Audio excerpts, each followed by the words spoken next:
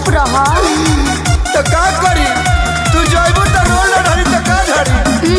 अरे टेंशन मत लो, तार व्यवस्था टाइट क के जाता नी। अच्छा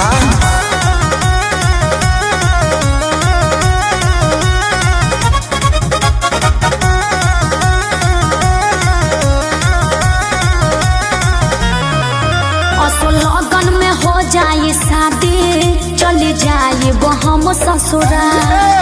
अरे सुनत हो लगन में हो जाए शादी, चली जाए वो हम ससुराल। अच्छा है फोन नंबर ल सहेली के, अब ये करे से करी हो प्यार। हमके न कही हम फरे भी हो। बिल्कुल ना जाने तुम तो जाने तुम तो जाने तुम तो मीठी जलेबी हो। सुनो ना भाई मगी तुम देवी हो। जाने तुम तो मीठी जलेबी हो। सुनो ना भाई मगी तुम देवी हो। सही में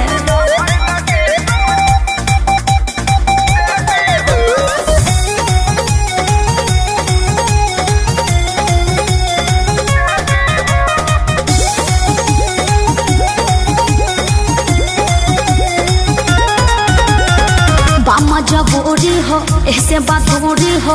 अह बिया है मैं खाए तू पूरी हो। कबो न रोही हो हमके न जोही हो। पापा के इज्जत खातिर बाई जरूरी हो।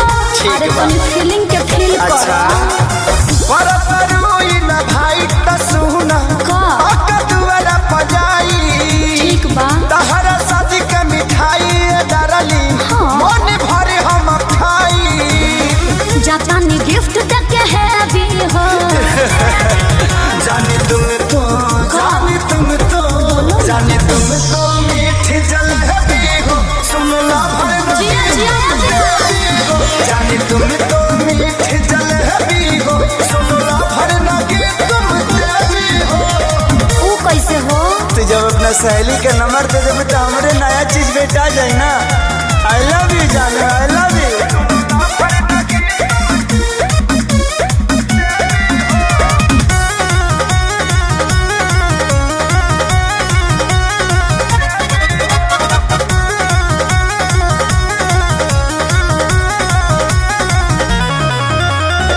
लुटी हा खूब मजा तो ताजा पाई के लभर हो। ए हो खेसारी अब की बारी, पियबे से करब हम सवार हो। बाबू अपना ख्याल रखियो। हाँ हो रातों रात सोनू के याबे हम कुछ खबरी सुनाई। अच्छा बारू तू कितना दानी बतिया रे से बताई। अरे रखी हा ध्यान हमर बेबी हो।